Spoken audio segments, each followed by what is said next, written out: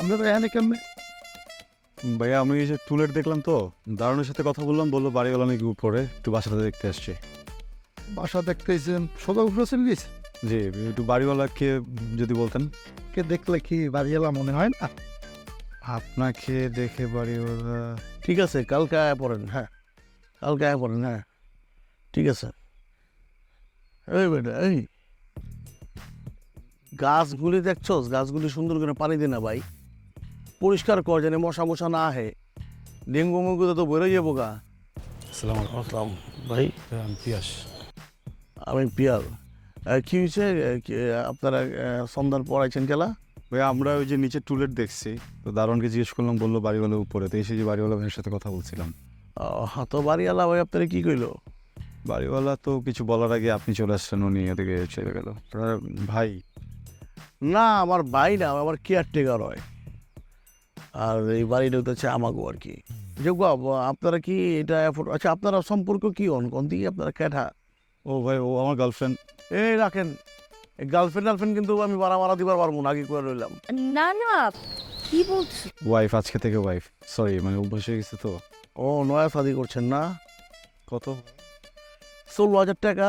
Gas bill, current bill, এটি আবার আলাদা। অ্যাফোর্ড করতে পারবেন?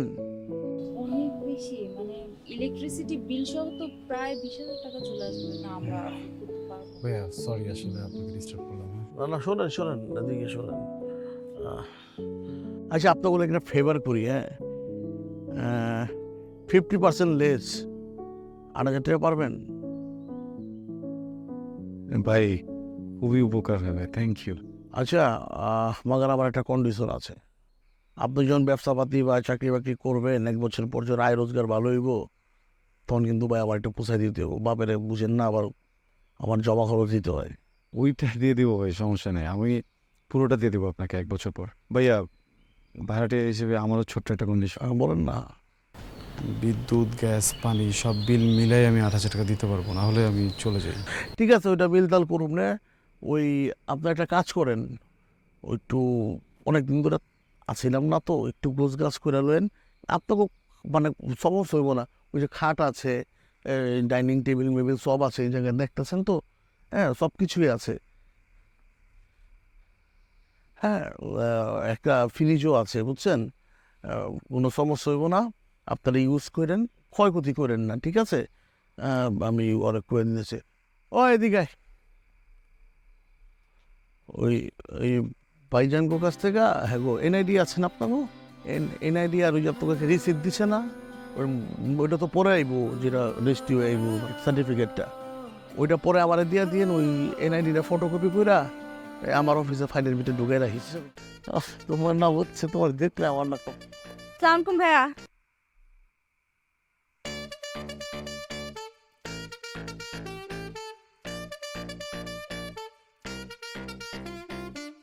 তুই কি করিস এখানে?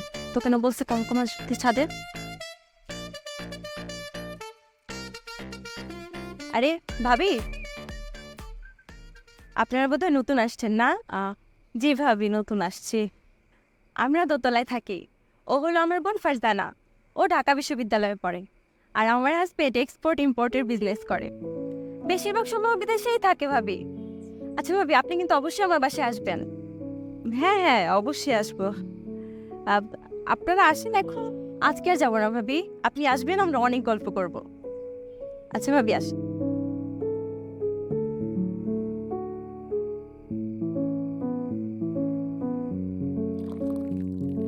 না আমি সবই বুঝতেছি, কিন্তু কিছু তো হইতেছে না, বুঝছিস না?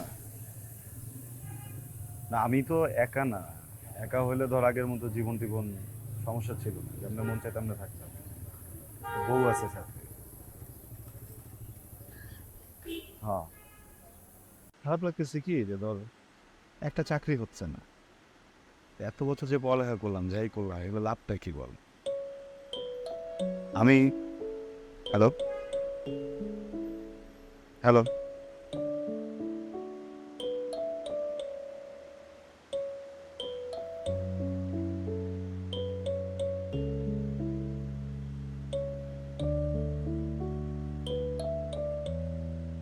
ভাই, আসসালামু আলাইকুম।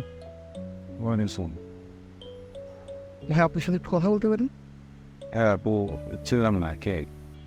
ভাইয়া আমার নাম রফিকুল ইসলাম রনি। আমি একটি প্রাইভেট কোম্পানিতে চাকরি করি। কোম্পানির নাম হচ্ছে হ্যাপি লাইফ লিমিটেড। আপনাকে দেখে খুব চিন্তিত মনে হচ্ছে, এই জন্য আপনার সাথে একটু কথা বলতে চাচ্ছি। আপনি মনে হচ্ছে ভাইয়া কিছু একটা লুকাচ্ছেন। আসলে ভাইয়া আপনার কাছে একটা জিনিস জিজ্ঞাসা করি, বলেন তো নারীর সৌন্দর্য কিসে? কিসে?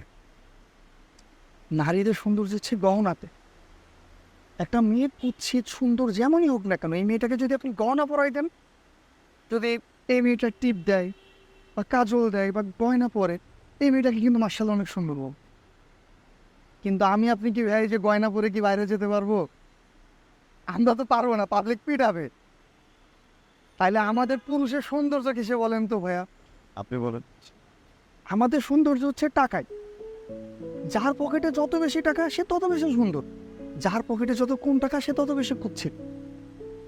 আপনাকে দেখে মনে হচ্ছে ভাই আপনি খুব চিন্তায় আছেন।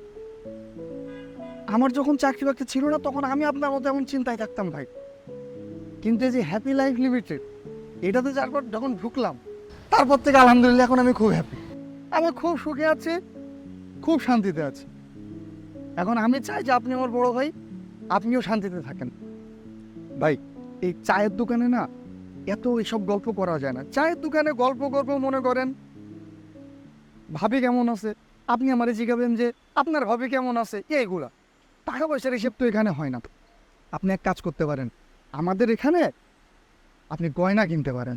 ভাই আপনি কিন্তু অফিসে আসেন, আপনার জন্য আমি অফিসে অপেক্ষা করব। আজকে আসি ভাই, কিন্তু আপনার সাথে কিন্তু আমার আবার দেখা হবে ভাই, ঠিক আছে? আচ্ছা, আল্লাহ হাফেজ ভাই, আসসালামু আলাইকুম।